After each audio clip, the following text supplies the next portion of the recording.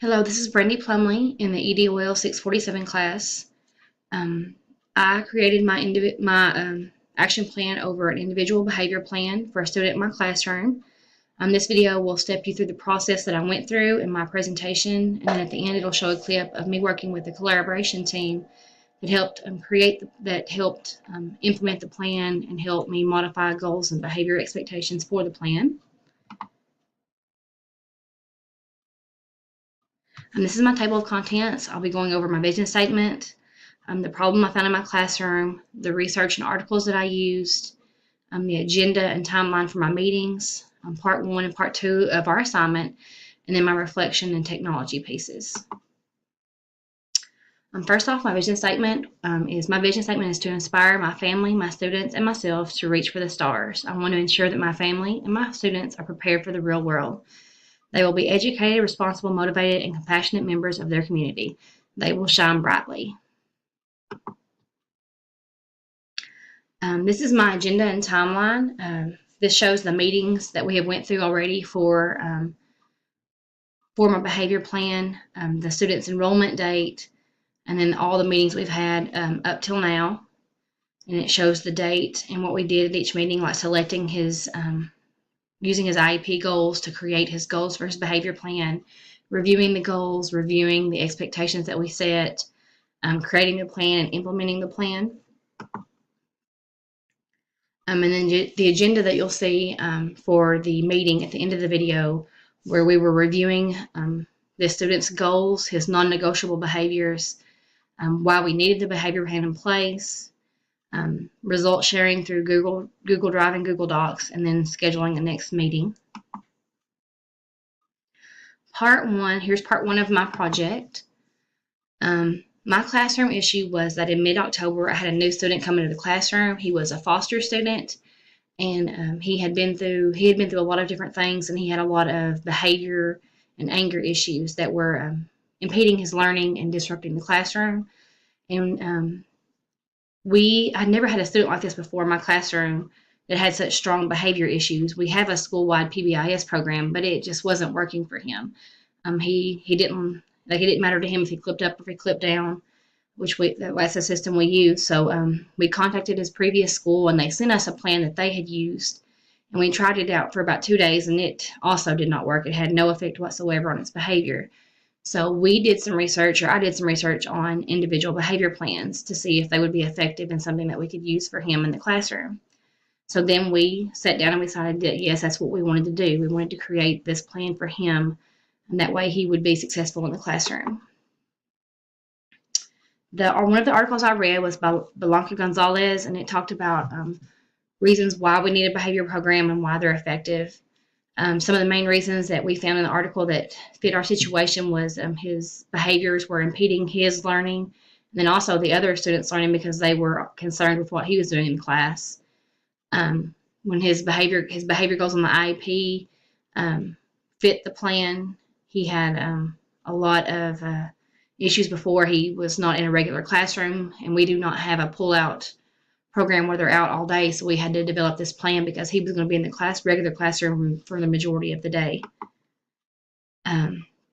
Advantages of behavior plans is it fits his individual needs, helps them focus on their goals, focuses on positive behaviors, and then it models appropriate behaviors instead of just having them have the consequences. It models what they're expected to do. This is the plan that we developed for this student. We broke it into chunks for the day, like his classes for the day and times. And how it worked was that he would start each day with 5 tickets.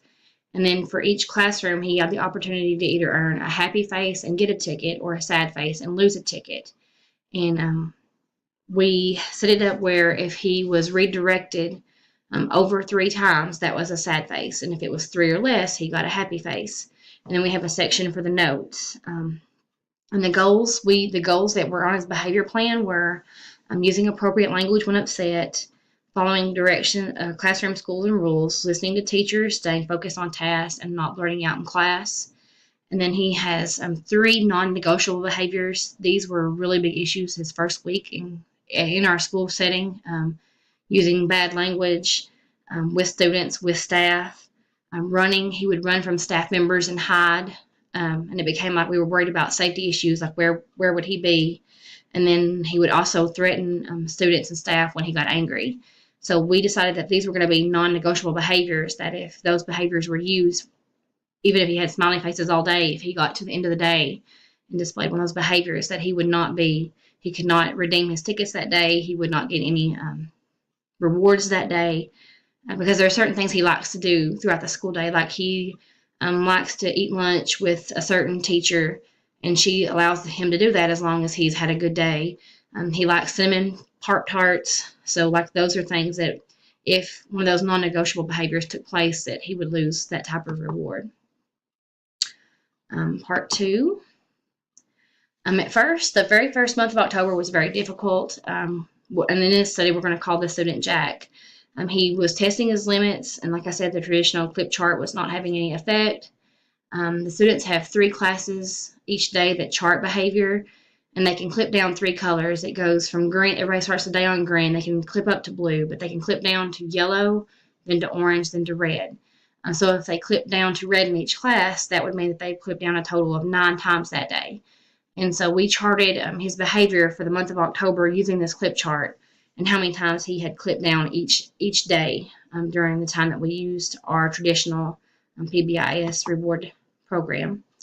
And this is his clip downs for the month of October. He always received 5 or more clip downs every day, and there were a couple of days that he received all 9 clip downs for that day, and those are usually calls home and meetings with administration. And so those 2 days that required, we were required to call home and to call administration and let them know what was going on. And then finally, after that, we implemented the new behavior program, and it shows how many sad faces Jack received in November and then the first part of December. And he can earn up to 11 sad faces a day. And it made a really big difference. This plan did, and I'll get more into that in my reflection part, but it made a huge difference, him being able to visually see how he was doing in the classroom with these smiley faces, sad faces. He wanted to know, did I get a happy face today? Did I get a sad face today? Because he knew that would determine how many tickets that he had. So here is November's sad faces, and the chart looks larger, but it goes from 0 to 5, and like his highest day was a sad face day was he had 5 sad faces out of 11, which wasn't too bad. And there were several days that he had 0 sad faces for the day, and those were really good days for him, and he was really excited because everybody bragged and cheered on him during those days because he had done so well. And then here's just the first few days in December, and as you can see, there are 2, 3, 1 sad face days, and there were 2 that were 0, and just one day that had 2 sad faces. So it was amazing the difference in his behavior on these days with this new plan. And for the reflection part, this really seemed to help Jack manage his behaviors. He had clear expectations as well as some non-negotiable behaviors that he had to go by. And once we developed the plan and tested it out and got those kinks worked out, I sat down with him and I explained, how the plan worked, what these sad faces and smiley faces meant, what behaviors would allow him to get happy faces, what behaviors would make him get a tally mark toward a sad face. And we discussed, that he could trade in his tickets at the end of the day for a prize. And I sat with him and talked about what were some things that he liked to do, or what were some rewards that he would like to have for his tickets. And we just sat down and developed a little plan based on counting by tens. And we said we would start big or start small and work our way up. So like if he could trade in 10 tickets for a piece of candy, 20 tickets for a prize out of the prize box, 30 tickets would be Lego time because he really loved Legos, and we had some in the classroom. 30 tickets or 40 tickets was 15 minutes of iPad time, free play on the iPad. And then 50 tickets was lunch with me in the classroom and watching cartoons. And so he would either get to save his tickets or he could spend them each day, whatever he preferred to do.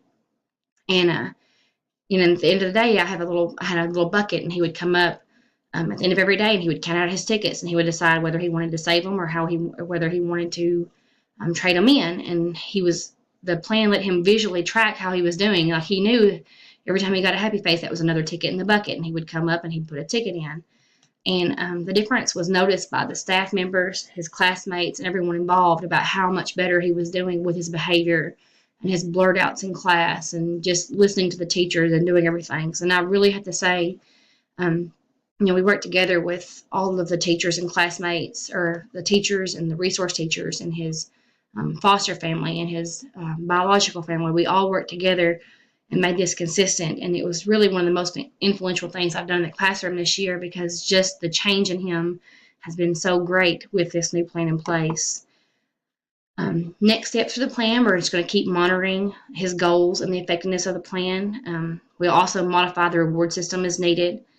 And we're also working on what to do now for like assemblies and school trips, because those where there's not a lot of structure, with those, he has a hard time managing his behavior during those times. And we're really wanting to make sure also that we're including him more and more in the regular classroom. He's pulled now for about 3 times a day, and anywhere from 2 to 2.5 hours for the day in total. For technology, with him, of course, we use the iPad for rewards, things like that. And then all of the educators involved with this plan and with him, we use Google Docs and Google Drive to share the forms, and then to also scan and upload the completed behavior plans at the end of each day. That way they can get on there and see, how did he do today? Like if he didn't bring his paper home, it's right there. They can just log on to Google Drive and look it up.